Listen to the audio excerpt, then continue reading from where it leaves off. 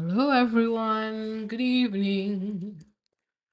I am so sorry I am 2 hours late, over 2 hours late. Please bear with me. I no longer work on Mondays, so what that means is I have to work extra hours to make up for my hours. How's everybody doing this lovely day? If you're in the UK, make some noise. Ladies and gentlemen, it was a miracle today. We had sun. I was able to sit in my garden. I'm sitting in the living room right now. Well, guys, we had sun. I've, I don't know how I feel. I feel great. I feel great. But like I said, the sun was much needed because over the past few days, ladies and gentlemen, it has not been a joyful time. But before I get into my woes, me, let me give you guys a second to join. Like I said, I must sincerely, deeply apologize for being late, ladies and gentlemen. Life has been lifing. I had to work a bit later, and then so much is going on. There's so much happening, ladies and gentlemen. So much is going on. I'll give it a few minutes. How's everybody doing? I apologize for not being available last week. Honestly, I'll keep it 500%. I was not just in the mood. I wasn't in the mood. Things were going all sorts of shitty. It felt like, it felt, life felt burdensome. It felt like I was on that. It felt like there was a lot of, it just felt heavy. It just felt very heavy. And I just wasn't in the mood, honestly. I was going to post something, but again, I wasn't in the mood. I think the seasonal residue of depression is still in the air. It's really messed up my blood work. It's really messed up my fitness. I have a vibration plate I am now using. And honestly, if nothing else, it's really helping me with my nervous system. Um, I'm glad to have it. It's really helping me with my nervous system. I'm not as anxious. People say it's good for weight loss, but you know what I did, guys? I got this weighted vest that I wear. So I work from home a lot of times and I stand because I don't want to be sitting. And when I stand, I bought this weighted vest. I think it's 16 pounds. It's heavy, but you know what the weighted vest helps you do?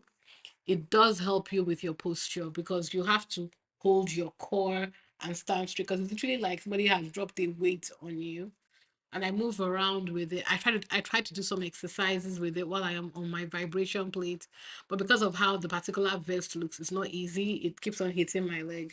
So my plan is to just use the vibration plate, do squats, do stuff, and move around. The plan is to use the weighted vest for hikes and walks to make it more difficult to make you sweat a bit more. And as we get older, to make you fitter. How's everybody doing today?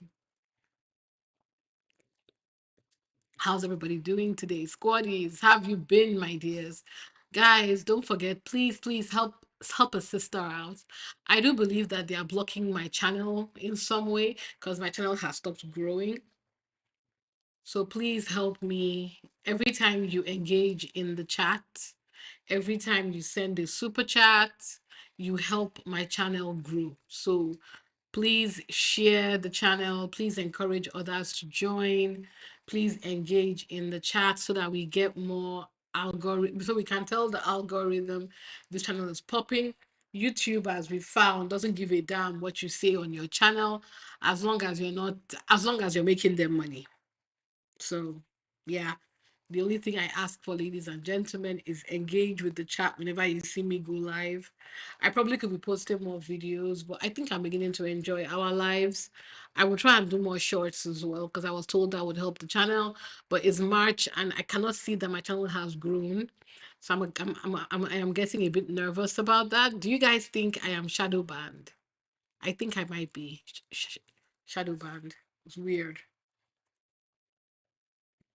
So weird. But yeah, I hope everybody's doing okay. Okay, okay, okay. I don't know how long I want to stay on this live today. There's work tomorrow. It is 8 p.m. Oh, thank you. Shout out to you. Shout out to you. I really appreciate it. Thanks. Thank you so much, my dear.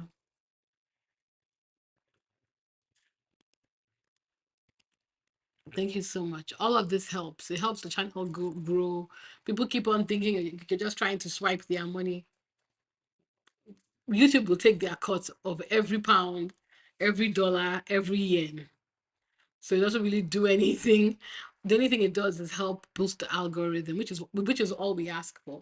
Because if you boost the algorithm, then you're attractive for ads. If you make ad revenue, you can make money that way.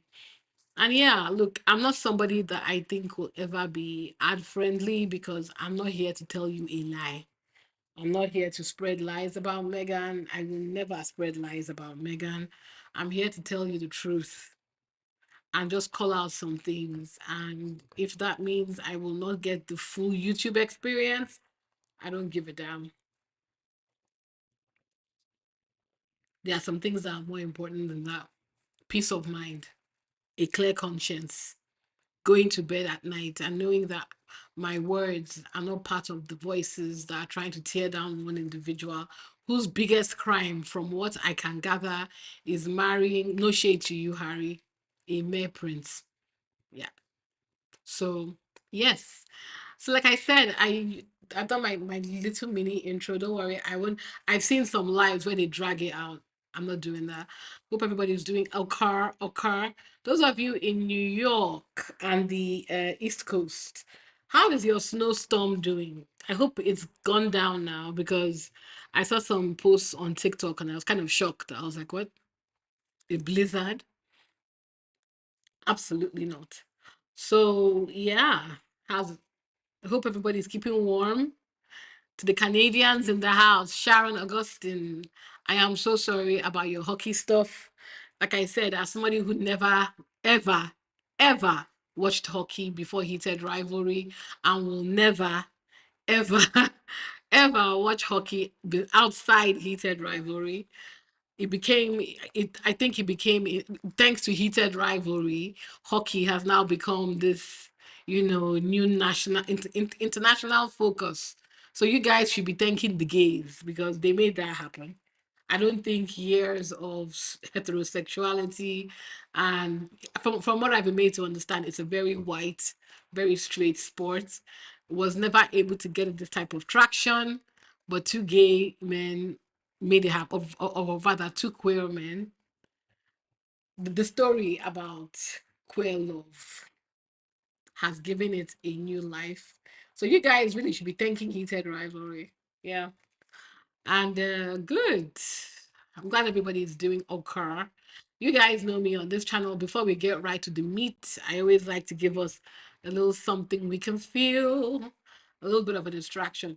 That's the one thing I like about TikTok compared to YouTube. You can actually play music, but YouTube is not going to allow that shit. So, unfortunately, I cannot play music for y'all. So we will have to find something to entertain ourselves. And I think I have a subject matter because and normally I try to go off topic a bit. And I have the perfect thing for us today. It's not off topic necessarily like I like, but I think this guy is worth dragging because what a piece of shit this guy is. Let me create mine. What is going on with Candace Owens, y'all? Is that man okay? I have a theory about Candace Owens, ladies and gentlemen. I have a theory about Candace Owens, our favorite coon. My theory about Candace Owens is She is trying to destroy MAGA from the inside. Yes, she's a black woman. Yes, she's pro MAGA. Yes, she's not our sister, basically. But I cannot help but feeling that everything she's doing intentionally, which I believe is intentional, she's trying to destroy the MAGA movement from the inside. Because would you have ever thought a black woman, a visibly dark black woman? I know in her Delulu mind, she thinks she's mixed race. She is not. A black woman will be the voice of the right wing. Did you guys ever think that was possible? And I have to give props where props are due. For her to be able to penetrate that wall, that's pretty bloody incredible, considering how racist the right wing movement is.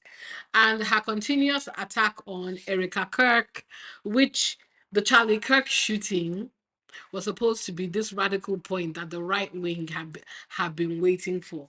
And I genuinely believe, thanks to Candace Owens, the mimification of Charlie Kirk, and the mockery and continued harassment. I won't call it harassment. She's really just calling out Erica Kirk.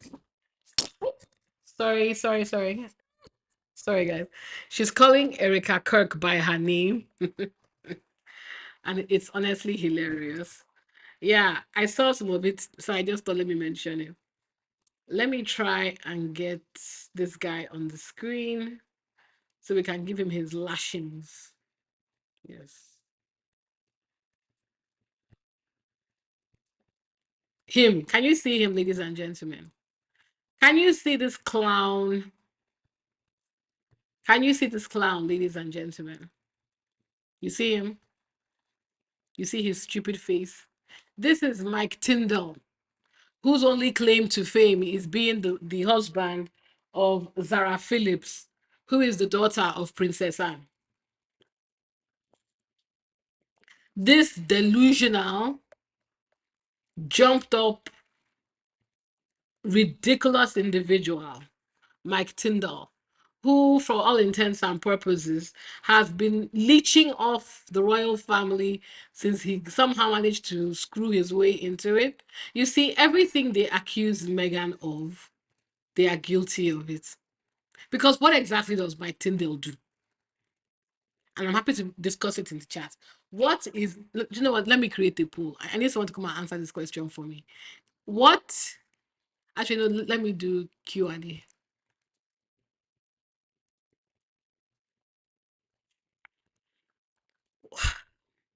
Let me not do a poll. Let me just do a Q&A.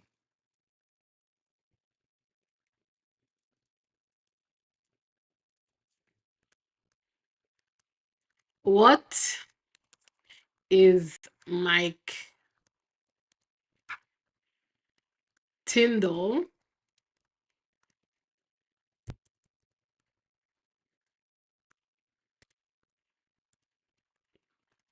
known for besides Zara?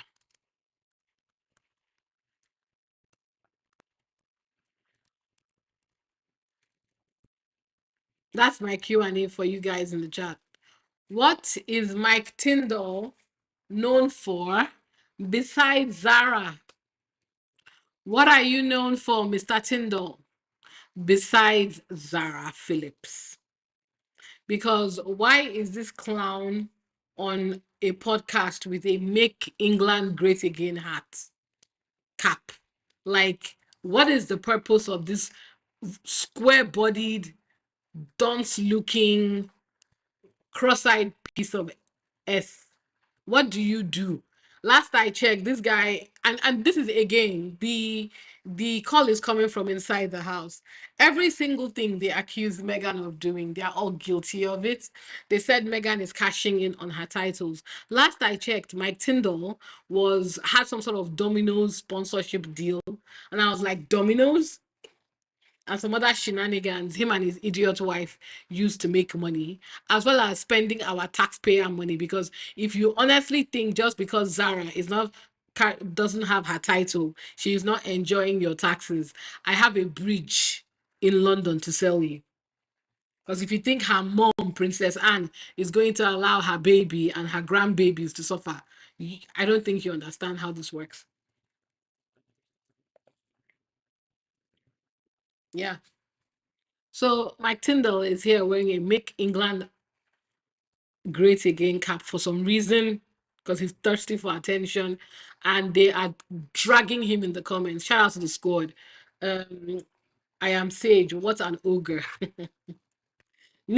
Oh my God, Sheikh Ellis. He openly cheated on Zara 2 times, and he was also caught both times. She desperately forgave him because her previous boyfriend left her. Oh my God. You know what I love about the squad? The squad is not a forgiver of persons. When they go in, they tear apart. Jesus Christ. Anyway, she forgave him because her previous boyfriends left her. They didn't want to marry her and couldn't find anyone else. They got married. He was caught cheating on her again 1 month after the wedding on the rugby, and it was on the front pages. He is unemployed, just doing promo here and there, and lives on Princess Anne Estate. Of course, he supports racists and far right. Bloody hell.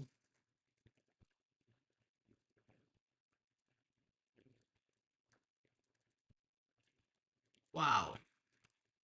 What they've just done to this man is really bad. I kind of low-key feel, okay, no, I don't feel anything. Of course, he's a right wing piece of shit. These people are leeches. Leeches. They have no interest in doing anything useful with their lives. They have no interest in taking that privilege they do not deserve and using it to do good in this world. All they want to do is to remind us of their superiority, do sweet fuck all, and spend our taxes. Because I need you to explain to me why Princess Anne's daughter's husband is living on Princess Anne's tax funded estate. Mr. Tindall, you don't have a job. What were you doing before you met Princess Anne? Hmm? What were you, sorry, sorry, Zara. What were you doing before you met her, mate? You don't have any shame? Does shame exist in your world? No. And I bet you he humiliates her regularly, but because he doesn't bring any real engagement, the press doesn't care. This Politics Global post is the most engagement I've ever seen on this clown. So that is Mike Tindall for you. Zara Phillips, bitch. Excuse me. You are an okay. Well, oh wow, we've triggered a lot of people online. Meanwhile, talking about triggering people online, let's talk about the BAFTAs. I know. But we have to. Why, you wonder? Because I do not understand. Last I checked, ladies and gentlemen, is Prince William still the patron of BAFTAs? Is he not? Is he not the patron of BAFTAs? So where was he? Because he was in the same auditorium as Michael B. Jordan and Delroy Lindo, who is also of British descent. Mm,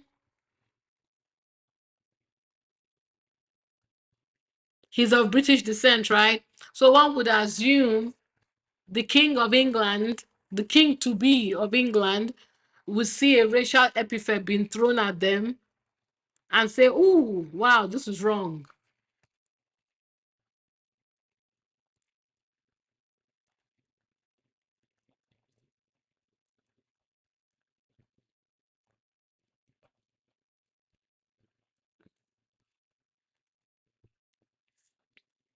That's the mess.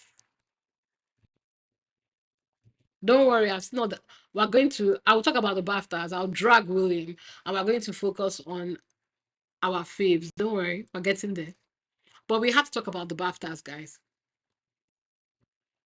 That's why I couldn't go live. It was too raw. It was too raw. I needed time to come to this from a good place, because I'm not going to give the guy who's yelled the epithet platform. Everybody wants to remind us he has Tourette syndrome, right? And not to, and again, this is not to take away from his suffering. This is not to minimize or imply his suffering is not genuine. Because if you have that type of affliction where you say terrible things in a public setting because of a neurological disorder, my heart breaks for you. It means you literally can't go anywhere without someone with you. Because if you're not careful and you say that shit, many people will not want to hear that it's a tick. People will just assume you're trying to harass them and they will beat your ass, or they will ignore you, or they will just leave you alone. It's an incredible lonely life. It is. That being said, it doesn't justify ruining two black men's night. And the BBC is so foul for this, y'all. The BAFTAs are so foul for this. For the first time, you have given black people proper accolades. We couldn't even talk about that night. We couldn't even talk about it. We couldn't even talk about the fact that Ryan Coogler was the first black man to win Best Screenplay at the BAFTAs. Could we? Of course we couldn't. Or that Sinners probably took the most amount of black BAFTA awards ever. What we were talking about was how somebody with an affliction completely stole the thunder and humiliated two black men on their special night.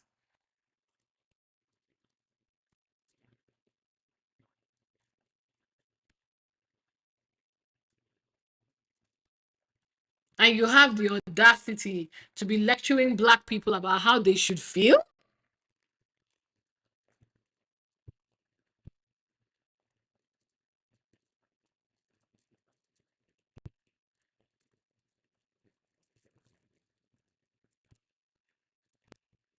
We have work to do.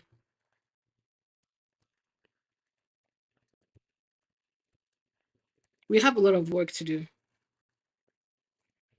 Those of you who are on X or on TikTok or other social media platforms, you would have seen all the posts where everybody wants to remind us that he has a tick.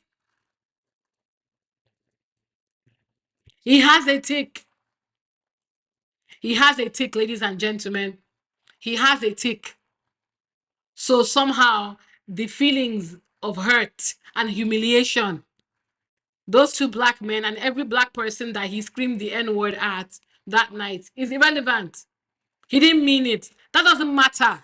Two things can be true at the same time. He has a tick that is severe and debilitating, but then he also destroyed the experience of black people in the BAFTAs. So where are we going to meet each other halfway? Would it not have been reasonable? Am I asking for too much for him to apologize?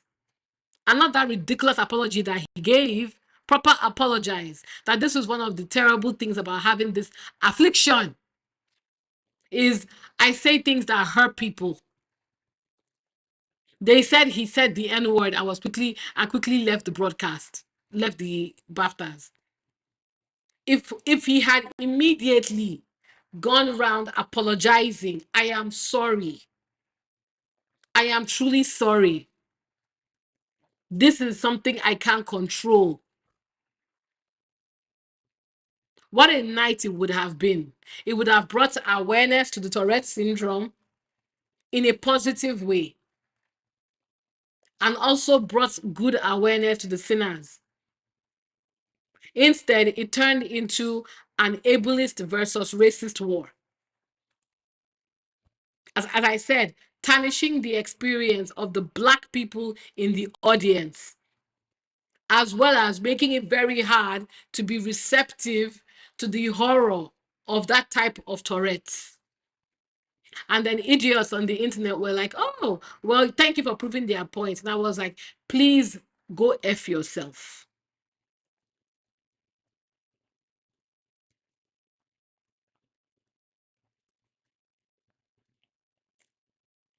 We can sit down here and debate how somebody with Tourette syndrome automatically knows the N word, and decides that, let me say the most offensive thing to people that look like to black people.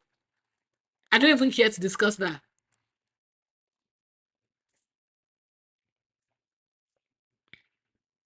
What I care to discuss is the BBC edit, despite it not being a live broadcast, despite being told by Warner Brothers that they should edit that out. They didn't care. They left it in.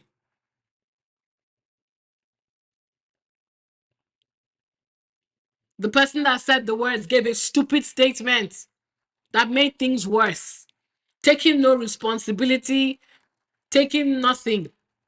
Now you tell me, oh, he has an affliction. It's not his fault. I don't give a shit. You are the one with the affliction, sir.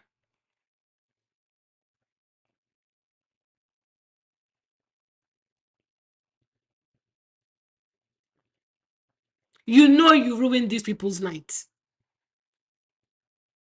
Instead, the first thing you do is to come out and give that ridiculous, I didn't even, but that word salad nonsense message where you were more, woe is me. No consideration. He didn't even call Michael or Delroy by their name, and every black person that he was insulting that night.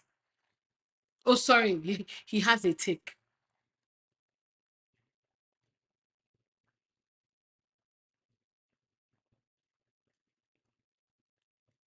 This was not him just yelling it in a pub. You yelled it at an internationally televised award ceremony, humiliating awardees.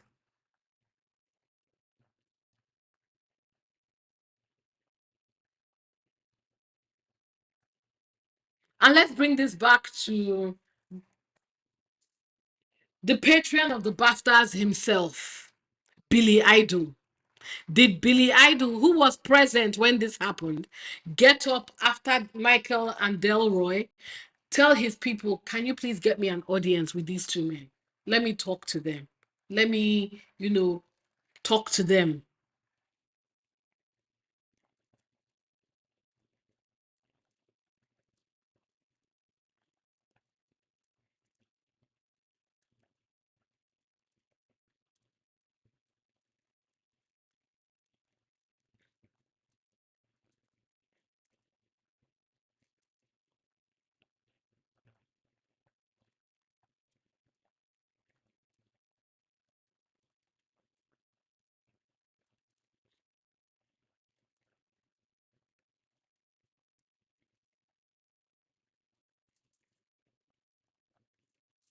I'm not even going to talk about the racist discourse, because the racists were happy, and you are racist if you don't understand why Michael and Delroy were rightfully upset, why Black Americans were insulted, and why Black Brits, because some Black Brits on social media were just humiliating themselves as they do, justifying rubbish. And he didn't mean it. He had an impulse. Why are you people infantilizing a grown man who has lived all this life with that affliction? He doesn't know what to do when he offends people. He knew exactly what he was doing. And I'll go further and say that's the racism talking, the entitlement. You hurl words that are violent at people, and you take no accountability, no remorse. Oh well, it's not my fault. I have a disability. You have a responsibility with your disability to not inconvenience people. If your disability was shitting in your pants, does that justify taking you into a closed off auditorium and sitting you next to someone so you can shit the night away and stink up the place? Is your responsibility not to ensure, maybe wear diapers or something, or sit in a way that you are not disturbing others because people are not sharing your affliction with you. They keep on saying that, oh, it's ableist, it's ableist. No. If you have a disability and you want to be part of the public, which you deserve to do,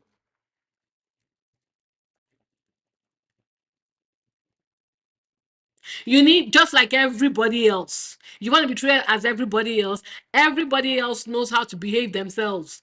We know how to comport ourselves when we're in a public space. We don't go around doing stupid shit and asking everybody to understand because we have a disability.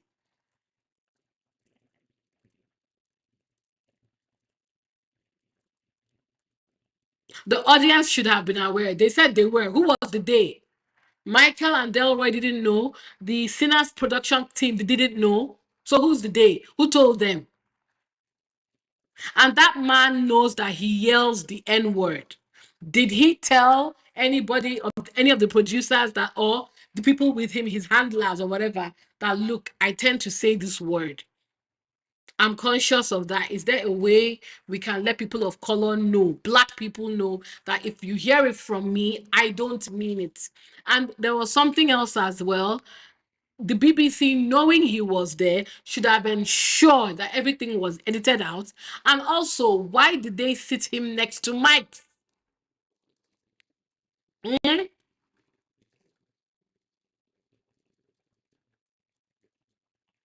That entire auditorium was not mic'd up. They sat him in a place where that word could be said and heard. Again, even if it's an administrative error, because things happen, why did you not edit it out on your own? Why did Warner Brothers call you, take it out? Why did you leave it in?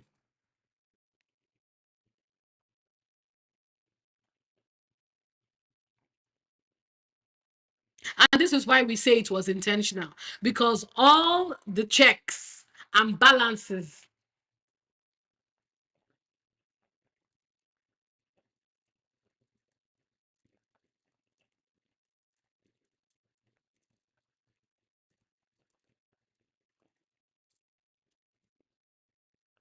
were missed. They were all missed. And once again, they want black people to understand. It's always down to the minority to understand. Have some understanding. A word that is such a trigger word for black people. Have some grace under fire. Because now the consequences of that action or reaction, they're far reaching. Which black person is going to want to go to the BAFTAs? There's a guy, let me check for my messages. A black man who was part of the BAFTA committee, a black man stepped down. He said, absolutely not. You will not play in my face like that.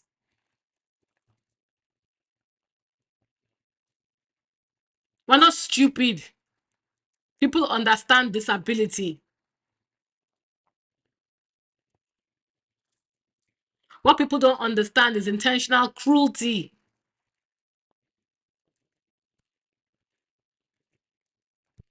BBC knows exactly what they were doing, airing that stuff out. It wasn't just aired on BBC in the UK. That was an international hit. I'll play Charlemagne.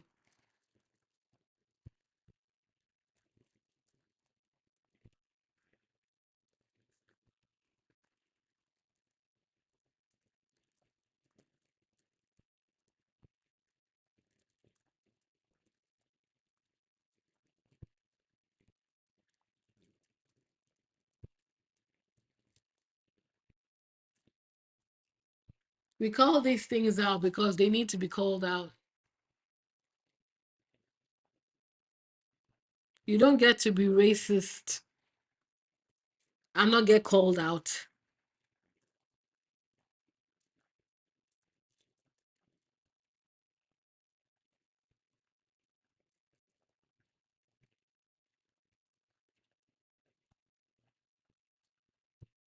Let's see some of the reactions very quickly. Jamel Hill, a black sports commentator, asking for more grace for the person who shouted a racist slur instead of for Michael B. Jordan and Delroy Lindo, who had to push through being embarrassed in front of their peers. But that's often the expectation, that black people are just supposed to be okay with being disrespected so that black people don't feel bad. Yes, you're humiliating me, but I don't want to spoil the vibes of the room. Fuck you.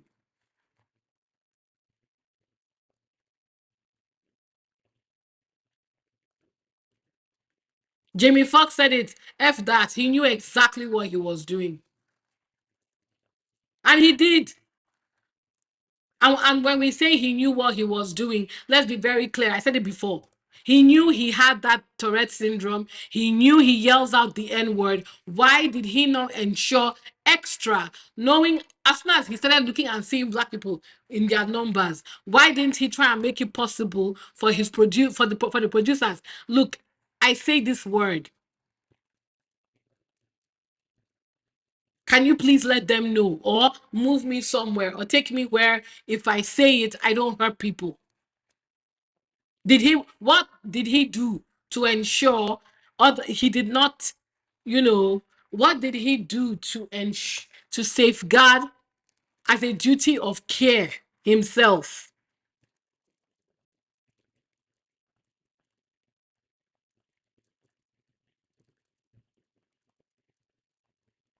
Let's listen to Charlemagne.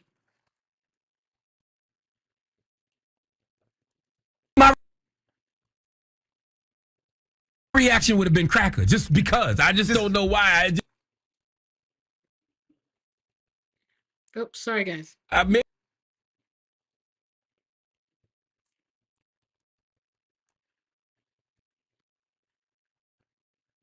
got Coppola here too. I don't know. Okay. Now the reason I'm giving the BAFTA Film Awards, okay, to host Alan Cumming and all the handlers of John Davidson Donkey, is because the reality is he shouldn't have been in the room. If a person has a condition that makes him scream out inappropriate, obscene, or taboo words, why risk having him in the room? There are people that networks wouldn't think about putting on TV, especially live TV, because they have no idea what they might say. Example, Kanye West. And Kanye's not diagnosed with Tourette's or what's that thing called? Coprolalia. Yes, or anything like that. So you have this man, John Davidson, who has a condition that he apparently can't control. So why would you give him the opportunity to sit in this audience and offend and insult people? Okay, and listen, I don't like the fact that when it comes to coprolalia, we say the words they speak are involuntary. Okay, we say people are not choosing to say these things, and they usually do not reflect the person's beliefs, feelings, or intentions. How the hell we know? Okay, that's hard for me to believe. All right, somebody somewhere taught him the language. He was around people that he learned this behavior and this language from. So don't tell me they don't reflect the person's beliefs. I don't know if they reflect the person's beliefs or not. He didn't yell out black people. He yelled out niggas. Okay, that says a lot. Now, his symptoms, from what I read, first began at 12, and he was diagnosed at age 25. If this is accurate, he's 84 now. So it's possible racism is his default setting. Okay. Mm-hmm. What I don't understand is how come people with this condition don't yell out fun stuff like titties? Okay, according to the condition, they often yell out obscene sexual phrases too. I didn't hear one throughout the whole ceremony. If you have those, where are they? Okay, all those women that hit the stage, not once did he yell out, "I'm horny." Okay, not once did he yell out, "Cheeks." Okay, not once did he yell out, "Pop that pee thing." All right, where was "put it in your mouth"? Okay, if John Davidson would have sounded like Uncle Luke in the 90s, then I might buy the he has a condition thing. It's just convenient that he saved his most offensive outburst for black people. Okay? Okay, I can be respectful of the condition, but I don't respect none of y'all that allowed him to be there with the condition. And then this morning, Good Morning America ran a story saying BAFTA had ample time to edit it out. BAFTA suck my D. Suck my D, suck my D, suck my D, and I don't suffer from no condition. Okay, these words I'm telling you right now are voluntary. Okay, you mean to tell me that you edited out Free Palestine and edited out other things, but you let the niggas stay in? Okay, come on, man. Come on, man. Come on, man. That's not what we mean when we say we want to be inclusive, okay? Some things can be excluded, all right? In fact, if you're going to have someone like John there, which you shouldn't have, his outburst should be expected, and I should expect you to edit them. But BAFTA, you chose to not only have him in the building, you chose to leave his offensive words in. Listen, I'm all for being inclusive, but not if that inclusiveness is going to hurt and offend other people. Okay? And the fact that you edited out certain things but left that in tells me everything that I need to know. And if you're more mad at me for saying they shouldn't have had John in the room than you are about John screaming nigga and BAFTA not editing it out, even though they could have, while two great black men were on stage, then you are part of the problem. Just because you have a disability doesn't mean we will tolerate the disrespect. I don't have anything else to add to that, guys. And this is for the people that that will come into my chat and say he has a disability. Go f yourself. You are acting like we're stupid. We are aware, but like I said, safeguards. You wouldn't go into a room full of people and scream fire, would you? Just because you have a disability, they will throw you out and beat you up most likely before they even ask questions. And they will not, and no, they will not believe you. They will not believe that. They would think that you're trying to just BS your way through things.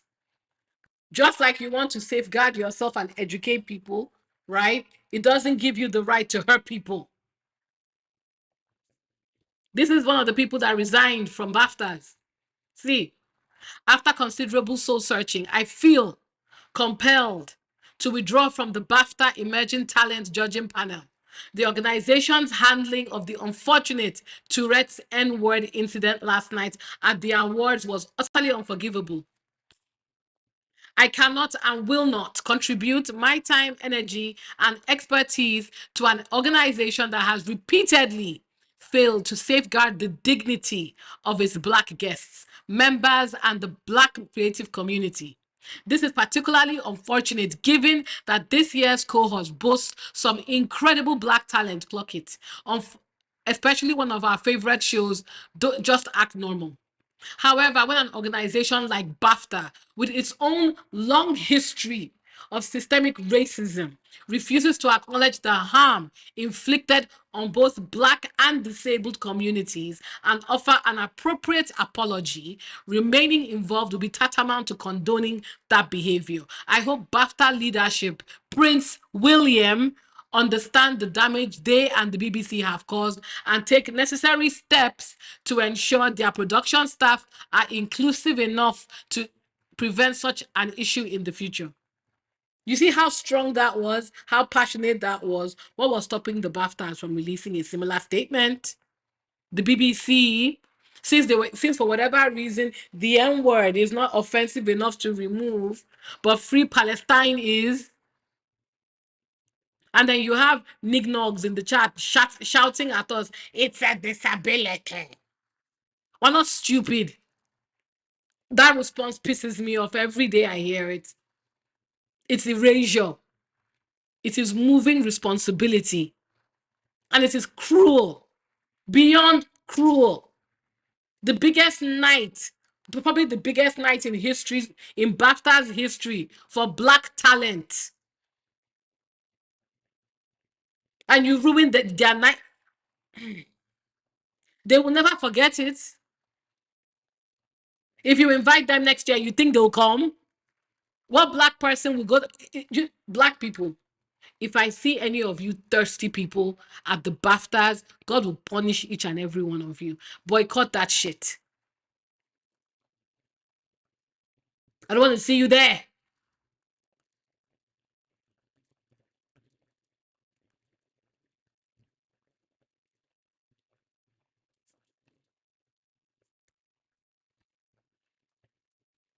You better not go there.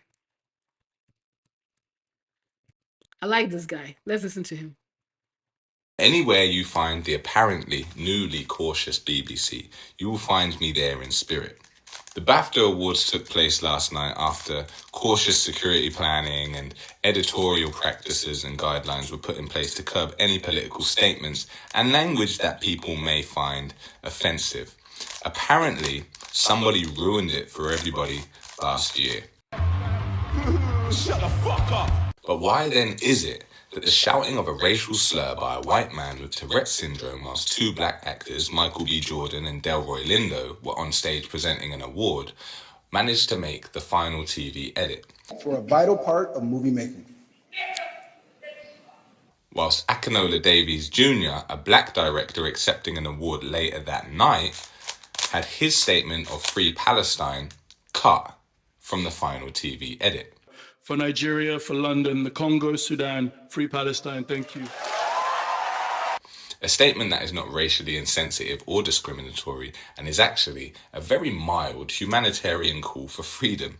Now, I'm aware of the symptoms of Tourette's syndrome, so what I'm really concerned with is not the actions of a man with a very complicated neurological condition, but the decision by a broadcasting company embroiled in scandals to leave that racial slur in the final edit, but remove a call for freedom, which means even after all of their preemptive planning for censorship, a decision was made to leave one and remove the other.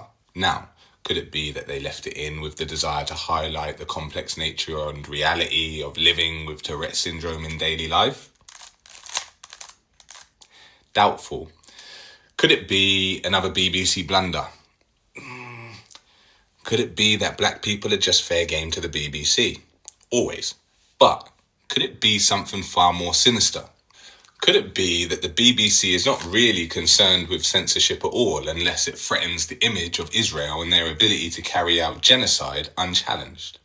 One of the key board members of the BBC, Robbie Gibb, has not only acted as an editorial advisor for the right-wing news outlet GB News, but in 2020 led a consortium to buy the Jewish Chronicle, a newspaper that continuously protects the actions of the Israeli state, war crimes and all. A man that you will remember survived calls for his removal from the board in 2025 after more than 400 media figures signed a letter to the BBC urging them to remove him over impartiality concerns following the BBC's decision not to air the documentary Gaza, Doctors Under Attack. We can be quite confident that no heads will roll. It will be highly unlikely that we will see anybody lose their job over this. Nobody will be forced to step down.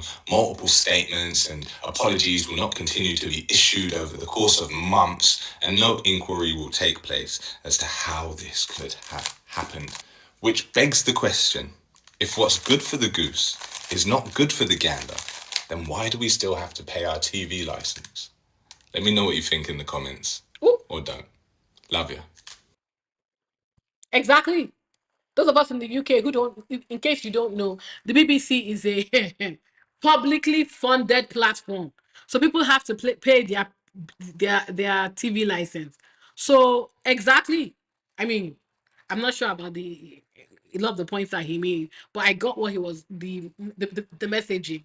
If it's supposed to be a publicly available platform, why the hell are we paying for it then? If everybody is not treated the same, if you're going to call black people the N word, then by that measure, why did you remove Free Palestine? Hmm. Hmm. And you will still have some black people, black British people defending nonsense. Hmm. He didn't mean it. Go F yourself. Okay, fine. He didn't mean it. Why did they air it? I beg. Just some last bits and bobs, guys, so that I can ask the key question that has been bugging me, even though I already know the answer. Skeletor and Billy Idol. Billy Idol, Prince William, is the Patreon of BAFTAs. Yesterday, I was busy, so I couldn't make... I'm confused, right? Do you know what? Let me find that picture because it's going to take me a long time to find it. I have too many things saved on my computer. And I may have messed up by dragging Kate and William. So before I find that picture, it will take a while. Let me just go straight to the point.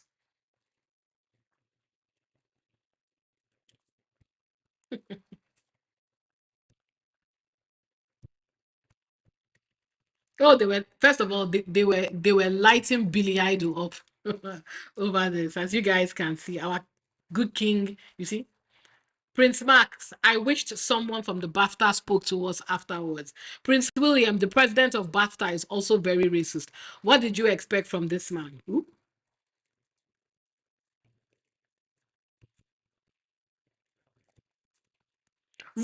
We people want to know. William, where were you? Hmm? Where were you, Billy Idol? I read somewhere that you're trying to break the younger audience. Do you know the cheap, easily free PR you would have got if you had just, I don't know, even taking cameras with you to go look for Michael and Delroy and say, guys, I am so sorry. On behalf of the BAFTA, you understand that there's somebody who is this. You know, even call them for a private lunch, private dinner, something.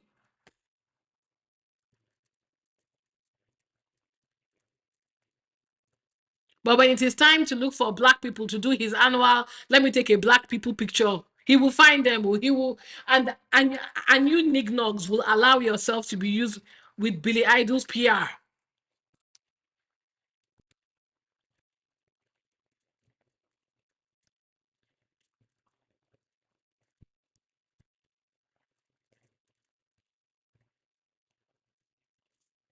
Mm, let's ask.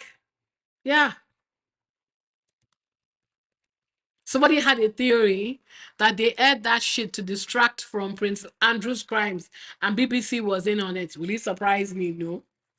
I have no doubt in my mind they will pull any shenanigan. At this point,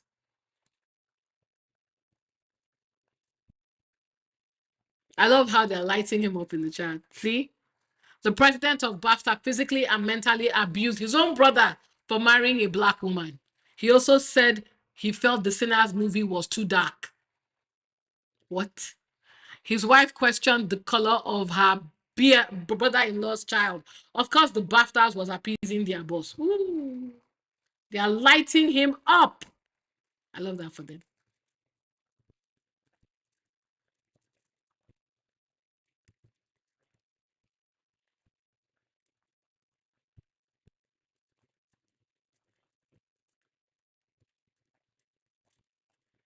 You know what? I'm glad that many people are calling out the fact.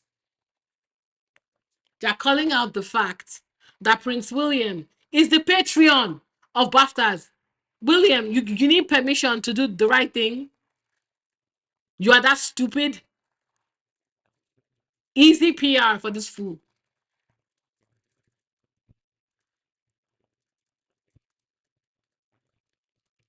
See how they're lighting William. I love this for you, Billy Idol.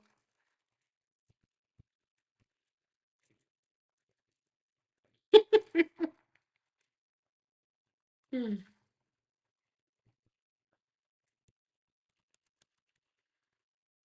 See? 48 hours later, and no personal statement from the president of the BAFTAs, Billy Idol, and no indication he has even reached out to the four individuals, including Michael B. Jordan and Delroy Lindo, who had the N word yelled at them. Nothing. And if you keep on waiting, you go ill, you go age gone. You won't get shit. See. This is the person that is going to be your future king. This is the person everybody is calling a statesman. Hmm? Hmm? He can't even put out a fire in the organization that he's the patron of. He couldn't, like I said, this is the easiest PR win.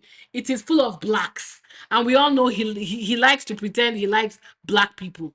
How cool would it be if he had just said, you know what, Sinners Cast, come to the castle, come to Windsor Castle. Let's have afternoon tea to celebrate this accomplishment. Nada. But next week, when he wants to take picture, he will quickly find somewhere in Brixton to go and gather some blacks. And some of you will go and happily allow yourself to be used for PR. Can we quickly talk about Kate? Because what the fuck is this? Kate. What the signs of an eating disorder? Your head is significantly huge than your entire body. Look at it. I'm so glad this is getting, because normally they will brush her from now to tomorrow. First of all, check out the happy couple body language. This man does not like this woman under any circumstances. Doesn't want to touch her, doesn't want to make eye contact with her, doesn't want her body near him. I don't know what happened between the two of them. People have this theory that there was a physical altercation that took place in December and it hurt Kate. And maybe since then, they have an arrangement where he doesn't come near her. Maybe that's what's happening here. Because even if this is a loveless marriage, guys, what the hell is this? They could easily squeeze another chair in between these two. And Skeletor, instead of harassing Harry and Meghan, are we going to? I am curious when it gets to a point where even the press cannot keep ignoring the fact that Kate has an eating disorder. Look at her head, for goodness sake. I'm just looking at the picture properly now. Look at the size of her noggin compared to her shoulders. And she's doing like this. Look at my look at my head. Look at my head. Look at my head, guys. And even though I have a bit of a broad shoulder, I'm sitting down similar. I'm not sitting down on a chair, but I'm sitting on the ground, right? Let me bring my shoulders in. You can tell that I have weight on me, right? I would like to believe I'm a normal size. I'm a bit overweight, but still, her, that wig on her head is hiding her shoulders. Just let's, if I had Photoshop, I would remove the wig so we can see how frail she looks. Look at the size of her head to her waist. She has no fold. Do you know how skinny you have to be to sit in a chair and your belly doesn't fold? It's not normal. Look at her arms. Kate, you are 44. There is absolutely no reason for you to be looking like this. None.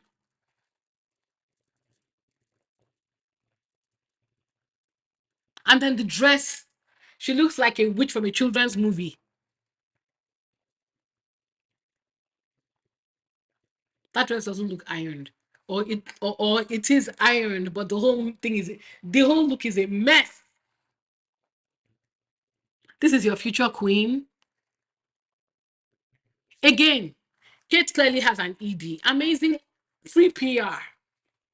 How amazing would it be if she came out and said, I have an eating disorder and this is how I'm going to confront it? People were people were throwing up and crying for you when you said you had pre-cancer. Look at the free PR win you will get if you admit to the world that you do have an ED, because we're not blind. Look at her skin. Look at her neck. Guys, look at my neck. God knows, look at my arms. You can tell that I'm not some skinny girl, but still, I'm not big. I think I'm a normal size. Look at my neck. What the hell is that?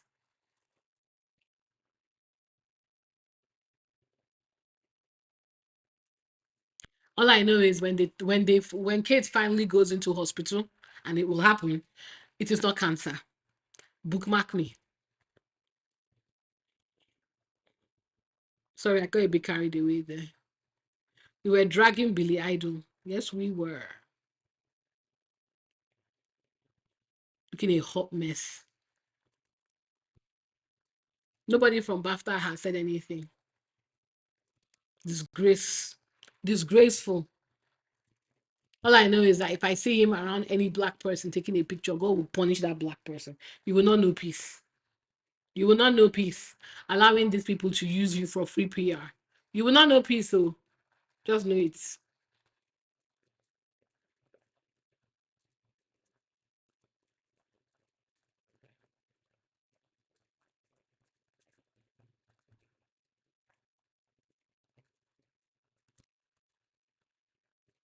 clown.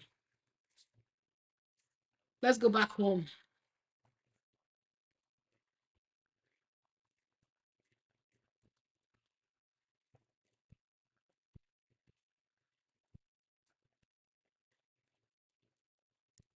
A quick one from Andrew. Offended for all those decades have suddenly now turned around and pointed at him. And when it comes to the hue and cry, you know, and I know you hate that aspect of our national character, you know, where people are tarring and feathering somebody almost as prey, he's been used as a lightning rod for all the anger that people feel about so many other things, and that's what's happening. I just think simply because you don't like somebody who you've never met before and never will meet doesn't mean that you should be treating this as some blood sport. I mean, what we're demanding now is at least based on the evidence that is currently in the public domain and is all allegations at this stage, it goes, in my view, way too far. We're absolutely hounding this man. You may well be right. You may well be right. We want him to be stripped. He's been stripped of all of his baubles. There are people who demand that he be exiled. Where is he going to be exiled to? Stripped of any money. How is we expecting him to well, be? He can we go want him to be ostracised from all of his family. Well, he can't be at the moment. He's under police investigation, so he can't be exiled. But that is an option. There's always one Karen. Always one Karen. Always one Karen that we can guarantee to justify bullshit. And I'm very sure if we check this woman, she's a deranger. It's like derangers talk. They don't even hear themselves. I'm very sure she will spend the whole day dragging Meghan while also saying that, oh, it's a blood sport. It's a blood sport. You've stripped him of his... Shut the F up. To me, look. I will not rest and I will not leave Andrew alone until his ass is sitting in a jail. So I have no sympathy. You know who I do have sympathy for? The girls he raped. I have sympathy for them and their mental health. Harry and Meghan announced trip to Jordan after 1 week after ex-Prince Andrew's arrest. You see how these people are not serious.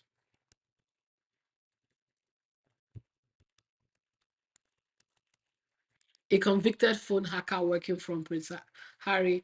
What has this got to do with anything? They keep trying to downgrade that case. That's not their business. They still shall have your phone records, and they've used it to bring the case to court. Whether it came through a convicted phone hacker or it came through by the Holy Spirit. Now every court has their procedures on evidence gathering. Now, and I know they have rules around illegally gathered evidence, and I'm very sure the Harry solicitor, who is not a moron, who has won him previous cases, knew exactly what he was doing. Telegraph, rest.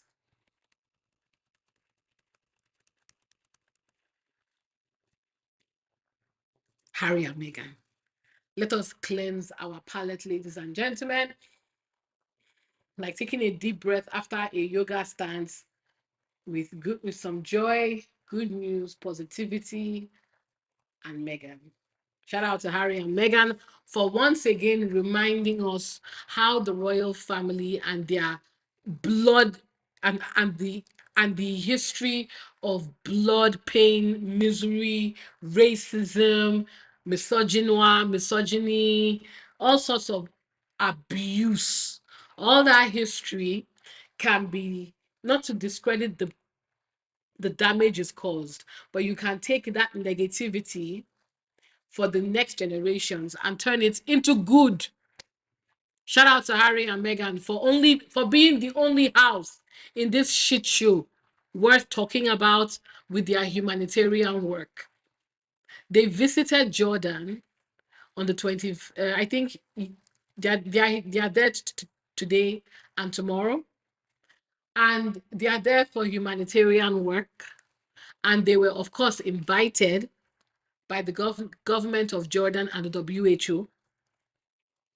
And it's wonderful. See, check this out, guys. The UK ambassador to Jordan, Philip Hall, thanks Prince Harry and Duchess Meghan. Your visit, your support, your appreciation of the UN, including, of course, the WHO. the government of Jordan and others are making here is enormously appreciated. So thank you for coming. And for those of you haters, what were they doing there? Bringing awareness. That is what people like Harry and Meghan are supposed to be doing. Bringing awareness. And have you noticed, guys, when Harry goes on these trips, he brings his wife. He brings his wife. He's not trying. And this is how I was talking about allyship on TikTok, because an actor, I tend to, if you guys know that I support Meghan quite vocally, I have the same energy for other Black women in the media, people of color, because I feel that the media, through Meghan, as an example, has promotes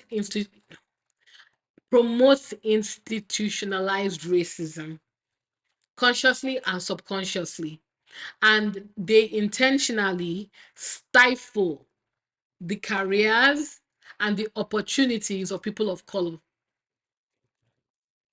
And that is the machinery, ladies and gentlemen. That is the machinery from publications, is the machinery from studios, is the machinery from the social media platforms. They are there to hurt people. It's a system. And if we, the people, do not recognize the patterns and see past the bullshit, they will be successful. And they unfortunately have been successful. Think about actors that you've enjoyed, that you no longer hear from again. They had a record-breaking year. All of a sudden, no jobs. What happened to this actress? What happened to that actor? Why can't they find work?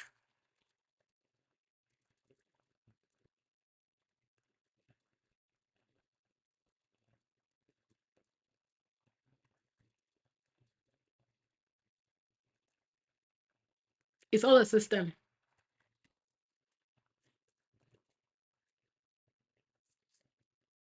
Allyship is important because you recognize racism and how it hurts people. And Harry, through dating Meghan, had to recognize that, look, this is different. I will always remember when Harry said, when the attacks on Meghan started, right? What forced him to release a statement was when he read in an article on Huffington Post, and the Black reporter called him out that, where is Harry in all of this? You're dating this woman. You say you love this woman. You like her. She's your woman. But you're keeping quiet and allowing the press to attack her like this. And he was shamed by it. And he said, nah. And since then, Harry has never backed down. That is what an ally does for you. And I use this to speak to Black people or people of color. I don't care how friendly you are with people who have privilege.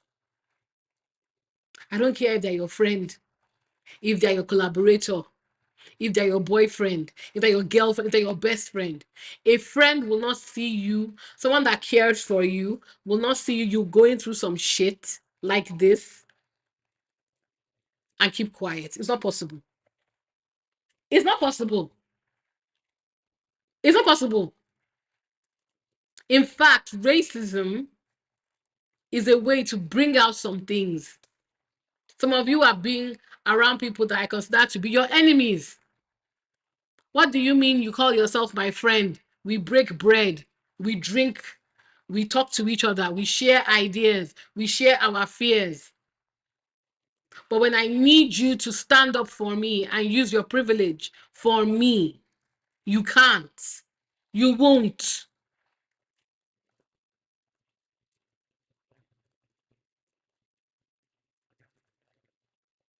That's not a friend, ladies and gentlemen. That person is wasting your time. And as heartbreaking as it is, many of you need to soul search with the people you have in your circles. Those people are the weapons fashioned against you. Since Harry made a decision that I am never going to keep quiet again while you hurt my wife, he hasn't stopped. Am I saying that Meghan will never have gotten into this room? Of course not. Meghan was a UN ambassador before she married Harry. But Harry brings her along because he's letting the world know this woman is my unit. She is my partner, my friend. You want me, you get her too.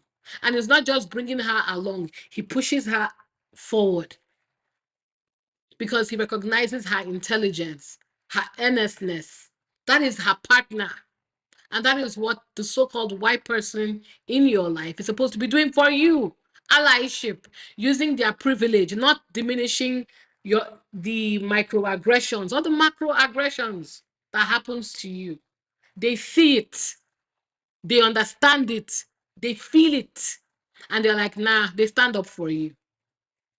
That's how you know that person is serious about you.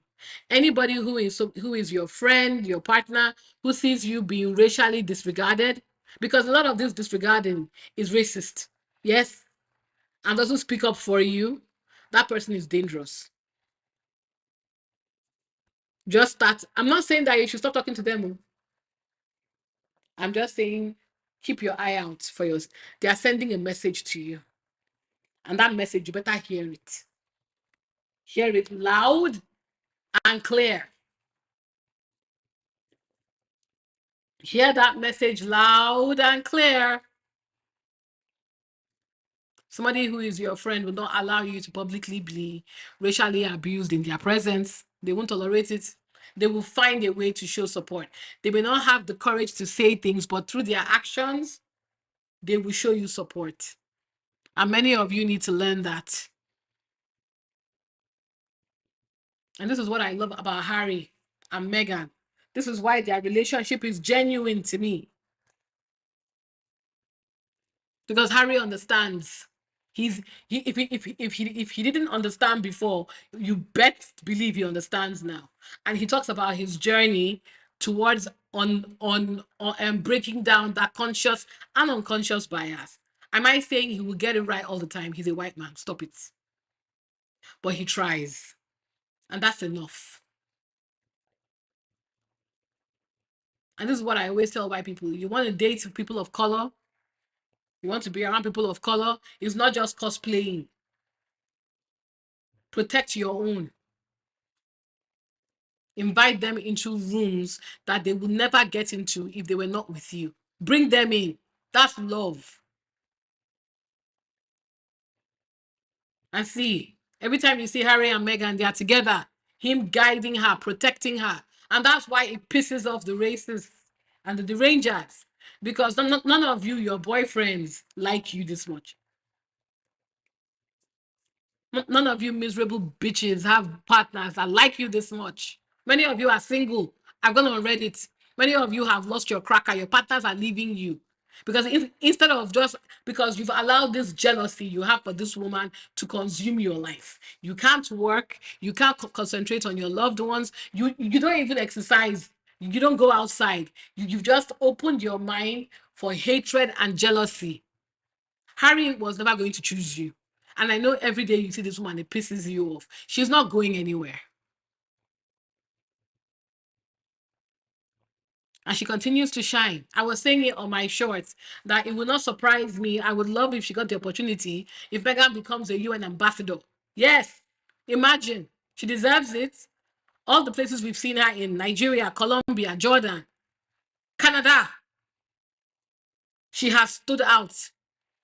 People want to meet her. They are in awe of her. They are impressed by her. So when people say things like she wouldn't be anything without her titles, I always say this. The rooms Meghan was in before she met Harry, yes, he may have elevated it, but don't play in this woman's face. If she was not authentic like Skeletor or Kate or Princess Catherine, she won't be invited anywhere. She won't be. Let's give it 500%. Who is inviting William and Catherine to go to Jordan on humanitarian event? And that actually begs the question, why does William never go with his wife? And they have kids. Your youngest child is 8, Abby? Or is it 9? Your eldest is 13, 14. You can't leave the kids with their grandparents and go away for like a day or two.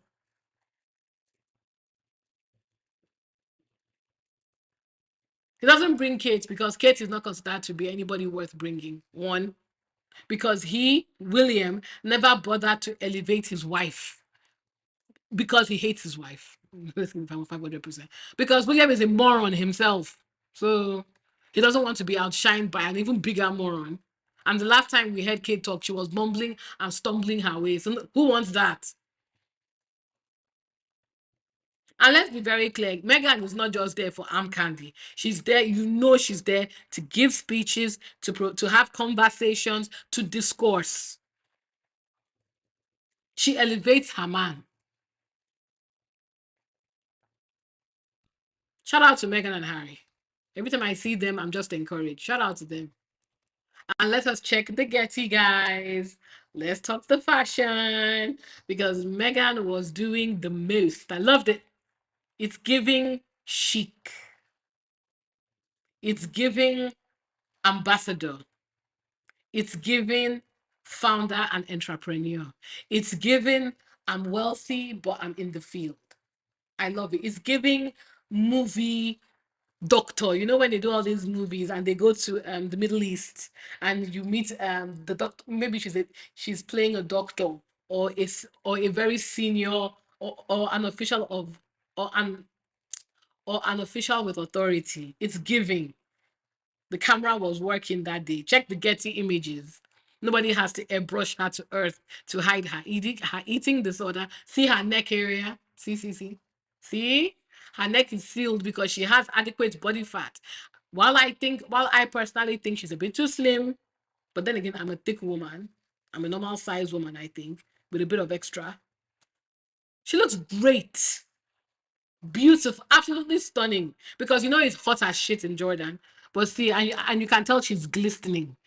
The airline is on fleek. The makeup is minimal. And Meghan does her makeup when she goes on these types of trips again. Looking fabulous. No makeup, no earrings, nothing. Just her beautiful self. It's giving rich. It's giving, yes. She looks fabulous. This pose this is one of my best Meghan pics. I love it.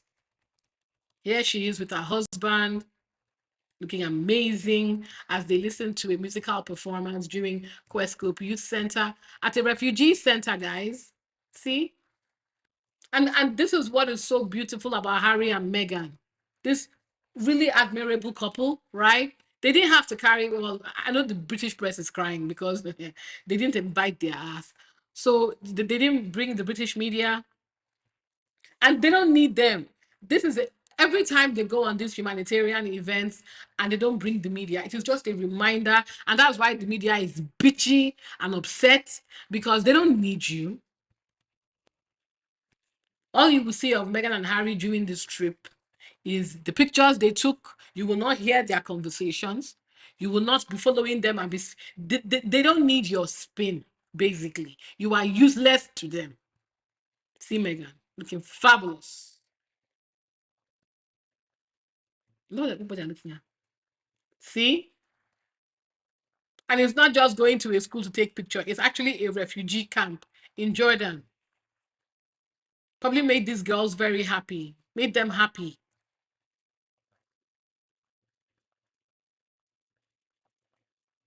And it's not overly curated. They're not taking special lighting pictures. It's just Meghan and Harry in their element. Because this is not a fashion show. You're visiting a refugee camp. It's a serious event. Sorry, guys. Let me break this so that we can all laugh together. Let's listen to this nonsense. That saves the royal family. Is it time? The Middletons, an ordinary family with an extraordinary future. That influence could be the thing that saves the royal family. Is it time for them to become honorary royals? They really are royals in all but name. The Middletons, should they be working royals? Saturday at 9:15. Watch, stream on 5.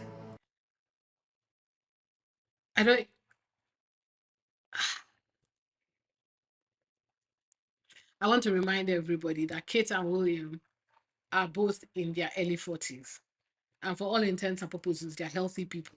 So I don't know, are things that dire that you have to go and bring in the Middletons?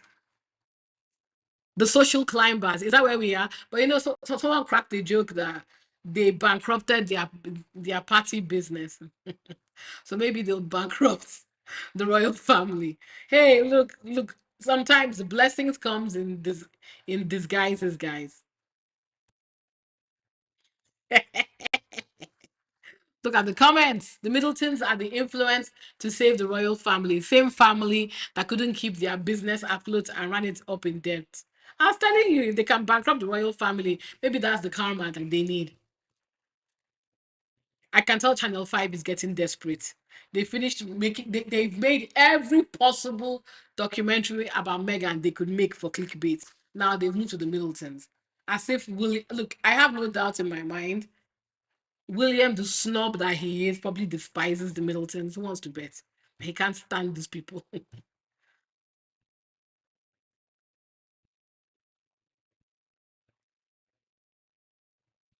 I'm very sure he hates these people. So basically, this is how I'm spinning that ridiculous story. The Middletons probably paid some of their friends. Let's laugh about it. This is ridiculous.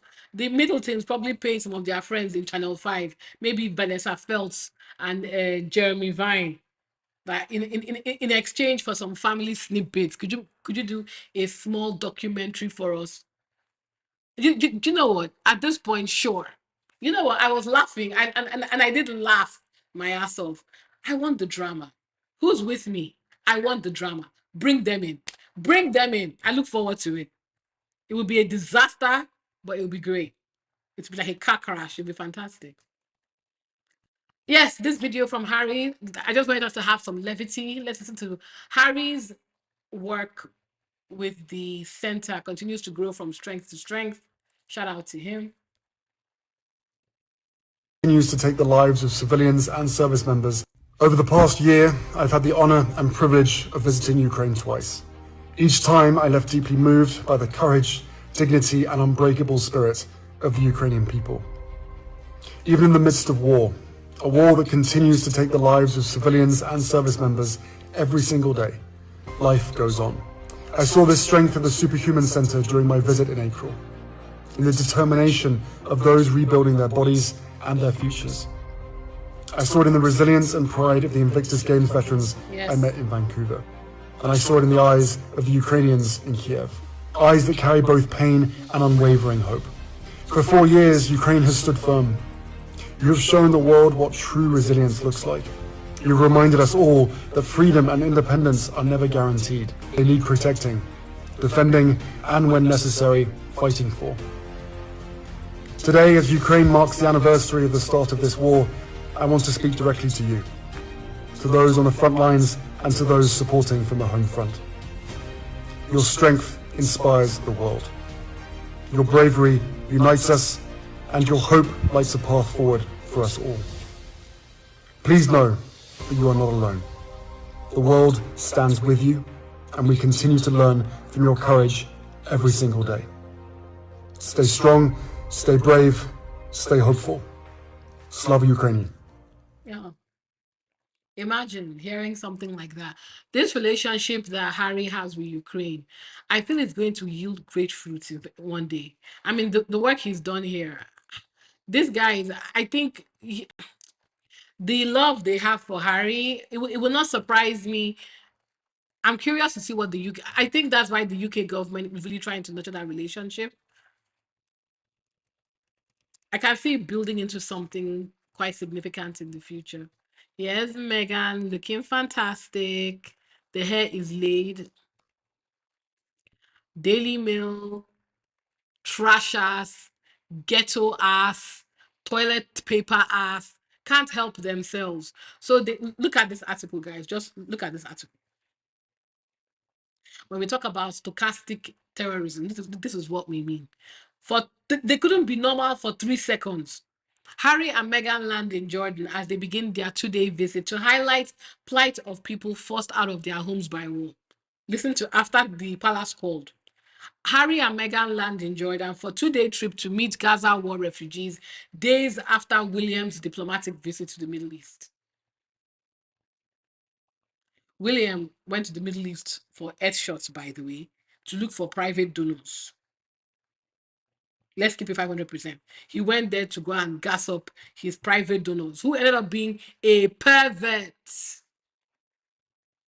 who had to quit the DP group because he was sharing torture video with a sex offender. But of course, let's try, and because nothing William ever does is worth it. And somebody had a theory on TikTok that William only booked that trip because he found out, because he found out that Harry and Meghan were going to Jordan for humanitarian. See, this is what William's trip is tied to. Epstein. Meanwhile, Harry and Meghan are out there doing God's work, good work. But they can't let that go. They have to bring William's useless ass into it somehow. Ooh, and shout out Meghan, guys. Shout out to the Duchess. It doesn't matter what the emotional support polls say. It doesn't matter how many times the emotional support polls are released. 5 years after stepping back from royal duties and barely giving any interviews, she's still the royal the world wants to know the most about. HeroCom's press release said of the Duchess of Sussex, she received 47 million Wikipedia views in English and a total of 90 million worldwide. But according to the emotional support poll from YouGov, run by a right-wing donor and supporter of the royal family, by the way, Meghan is the most hated royal. Who gives a shit? You can't fake influence, my darlings. Meghan is not the one visiting her Wikipedias. Let's read Marie Claire. Polls regularly reveal the general public's favorite royal family. Members with Princess Kate and William also taking the top spot. New research, which isn't YouGov, has released information that might be more accurate. Wikipedia page of one living member of the British royal family has been viewed way more than anybody else's, and not Andrew Windsor.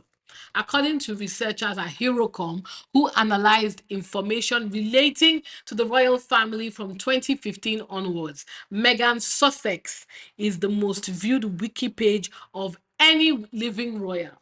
Let me say it again. Any living royal. The press release further noted the only royals ranked above her are Queen Elizabeth, Prince Philip, and Princess Diana. Ooh. But I thought they told us anyway. According to HeroCom researchers, since 2015, okay, I don't care about any of this. I only care about Meg. Yeah. So let me use Princess Diana. Princess Diana has more global Wikipedia views than Prince Philip with 170,104,000, though her English visits are slightly smaller with 79 million approximately. 5 years after stepping back from royal duty, Meghan is the most read about. The people want to know about the Duchess. She received 47 million approximate wiki views in English, and it's a total of 90 million worldwide. Wow. Then you compare it to who comes after her. Even her husband only got 39 million and 69 million globally. Prince William Prince William only received 18 million wiki views in English and 33 million worldwide. And who wants to bet it was in relation to Harry? And somewhat surprisingly, okay, now that's just shade in my mind. Somewhat surprisingly, the so-called most famous royal guys in the UK only received 13 million views in English and 32 million worldwide. Let me put this into context. Meghan has received 90 million wiki views since 2015. She joined the royal family more than a decade after Kate has been sucking the toes of William and chasing him up and down the whole world. Meanwhile, Kate, who is supposed to be the most popular royal in the UK, according to YouGov, only received 13 million and 32 million all over the world. Let me remind everybody again, Meghan received 90 million views. So she's almost 3 times more than this clown. And when I tell the emotional support polls are coming out soon, who wants to bet? Who wants to bet they're going to get an emotional support pool between the Jordan visits, the BAFTA fiasco with Kate looking like a skeleton, and a horror from a child's story, and Meghan shining extraordinarily in Jordan. I mean, look, I didn't even know she was in this picture. She looks amazing. Look at the bronzed skin. Gorgeous. I know they're going to release an emotional support pool very soon. Anyway, this is Meghan playing football with the babies at the Zatari refugee camp for displaced Syrians. Oh, yes, there's some audio. Let's see.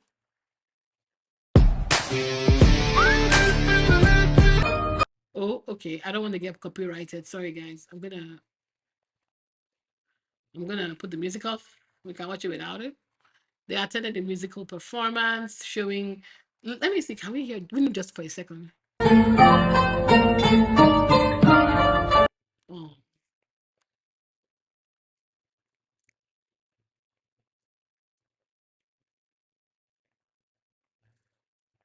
Yes. And what I love about it is, notice how they no longer, you will not hear what they are saying. And I love that they learned their lesson after the Nigerian trip. Since then, they've said, since you people want to be twisting our words, you won't hear anything again. Oh, yeah. What next? Harry and Meghan looking fabulous, visiting people in the hospital. There's a 14 million born victim from Gaza. And let's be very clear here. They are visiting Gaza victims. Apologies if I wasn't clear. Which member of the royal family has said anything at all about the genocide Israel has been unleashing on Gaza? Harry and Meghan said they don't care about that. They are here to help everyone. No member of the royal family will have the balls to do that. And that's why they're trash. Let me see if I can play this here. I don't know if I can. Let's see.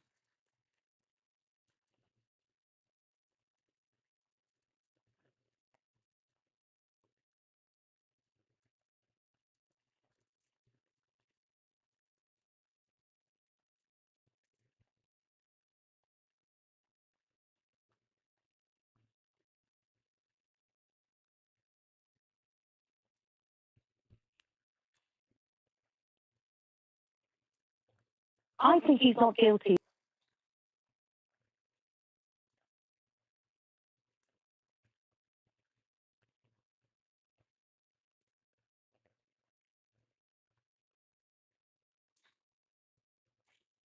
Are you playing or nah?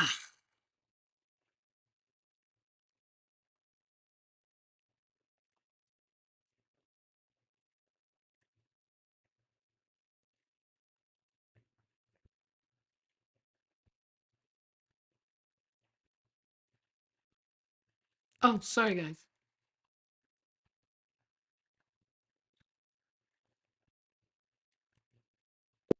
Being a dirty old man. I don't think he's been involved in this paedophilia thing. Also, people keep saying that he's been arrested. Has he? Or has he just been taken in for questioning? We don't even know whether he's going to be charged with anything, Vanessa. Well, he's still under investigation. Obviously, he denies all wrongdoing. Alice, when you say, that's just how the royals roll, they just get freebies, and if we want them, we'll just have to put up with it. I mean, it just emphatically isn't true of all royals. Princess Anne, for example, you don't see her, wafting about on yachts and associating with dodgy characters. And what she really likes is to ride a horse and be in the countryside. And you don't imagine or feel that she is taking backhanders or craves that kind of glamorous life, do you? Vanessa, come on. At the end of the day, royals get this kind of privilege, okay? And the fact that he was associated with a dodgy character, let's be honest, I'm not trying to be, sort of facetious here, but Jeffrey Epstein didn't have it tattooed on his forehead, or that Ghislaine creature, that he was a paedophile. No, but it was perfectly clear after he'd done time in prison and been convicted as one, and the idea of carrying on associating with him afterwards, Alice, is the thing. You can't visit that upon the children, these girls. All right, Alice, thank you so much, and I think many people feel just that way. I think he's not guilty of anything except being a dirt. Okay, so to some people in the British public, being a pervert is perfectly okay, apparently, and raping sex trafficked victims, yeah, that's fine. It's nothing. And you could see that she was getting irritated because the woman did call out a very good point that the royals are expected to be. Oh, okay. I don't know if I can play the video I wanted to play. The royals are expected to be overindulgent buffoons who spend our money and do what they like. I don't think that's the defense she was hoping for, but well. Anyway, I found a video of Harry and Meghan arriving at Jordan. Let me play it for y'all.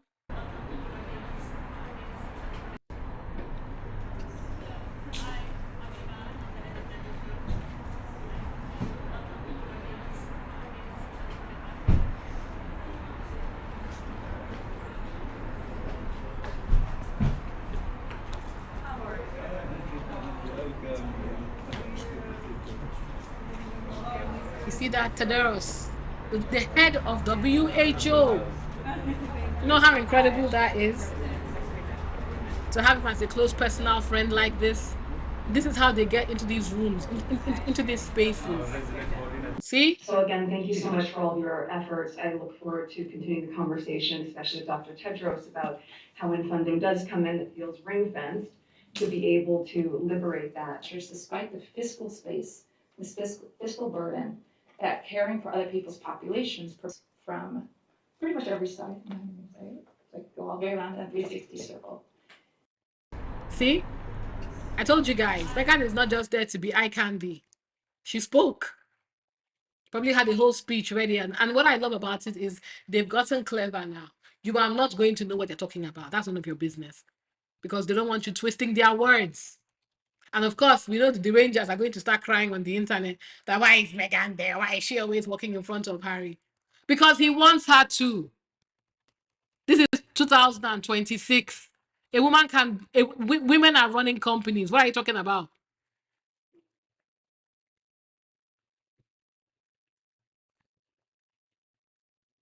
What is this? Oh, right. Okay. This has nothing to do with.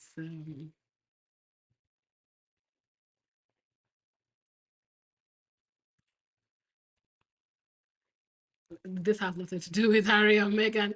It's something I'm just quite passionate about. The maltreatment I feel of a person of color. I don't like that shit. Okay, people are being a bit dramatic now. And yeah, so ladies and gentlemen, what are we saying?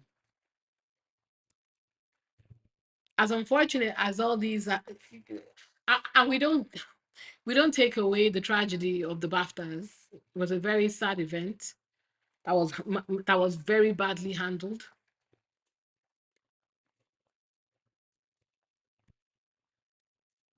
Oh, guys, look at this hot fresh tea. Apparently, a homophobic comment was thrown at Alan Cummings, which they edited out, but they left in the part insulting black men.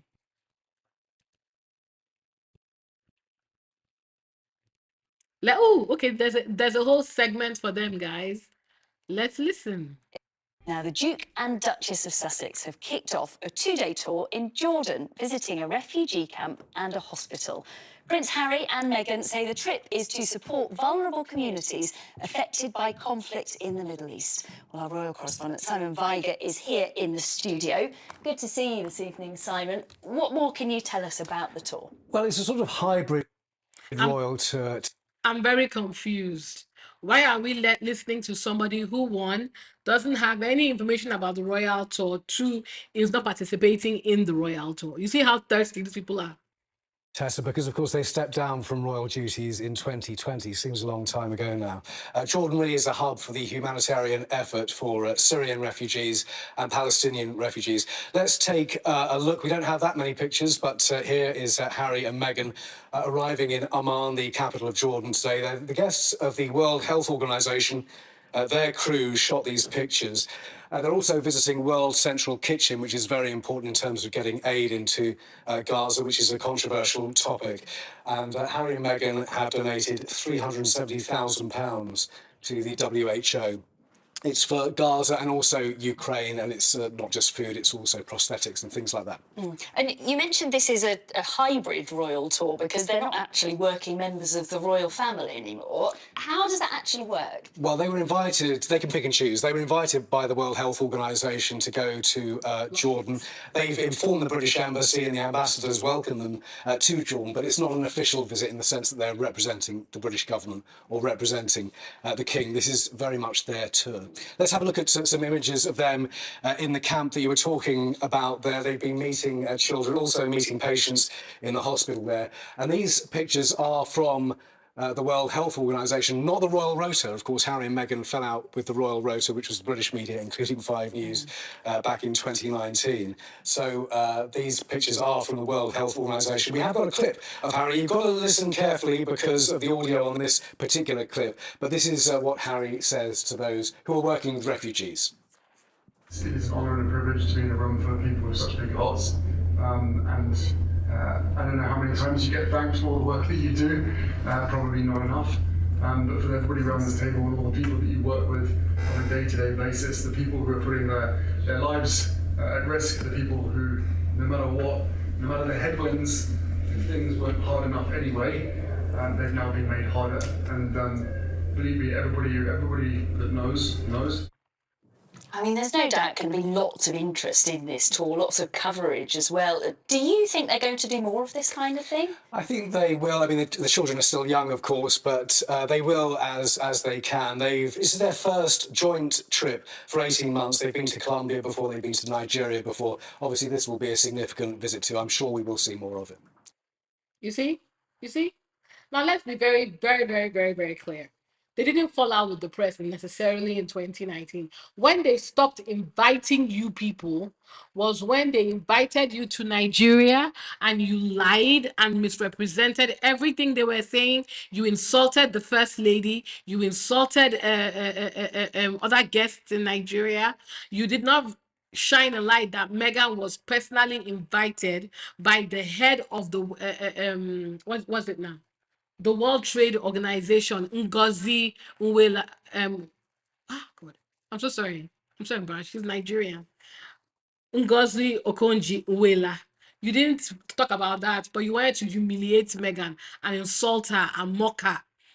And not only that, you insulted Nigeria robustly, and that's why your asses were banned from coming near any of their royal tours. Tell the truth.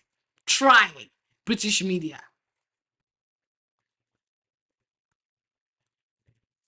And of course, this is from the WHO doing the Lord's work here. Amazing.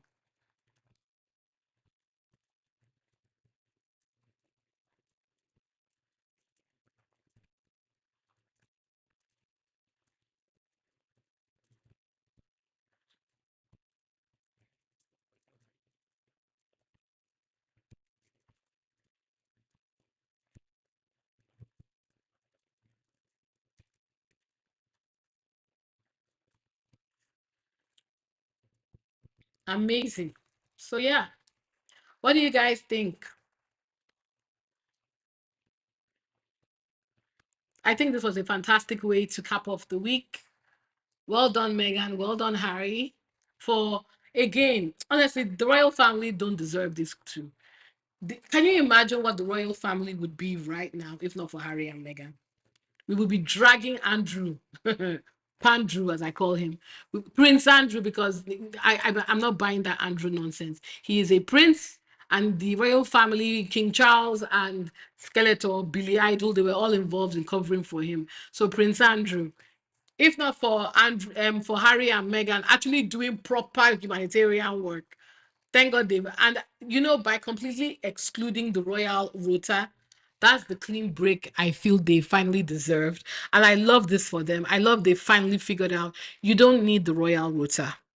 Just let them be eating crow, crying and begging the WHO for pictures so that they can post their thirsty articles and they can be writing think pieces. You don't need them. Their broke asses can keep on saying whatever they want. You're better than them. And yeah, what do you guys think? I really enjoyed this live, but this has gone on for about 2 hours now, which is Well, I told you the guys I was going to try and cut it down, but apparently I told a lie. So yeah, it was nice to engage with all of you. I hope you enjoyed the live. Like I said, I'm sorry, last week was too much for me. There was a lot of emotional stuff going on, but I've had some vitamin D today, and it was quite sunny in London. Long may this last. Please God, let it be sunny tomorrow. And yeah, I look forward to speaking with you guys soon. I'll catch you later. Thank you for joining my live. Please continue to like, subscribe, and share. Be good to yourselves. Be good to each other. Get a vibration plate, which is what I'm sitting on right now. Relax your muscles. Call out bullshit. Stand up for each other. Love and protect each other. Take care of your mental health. And I will catch you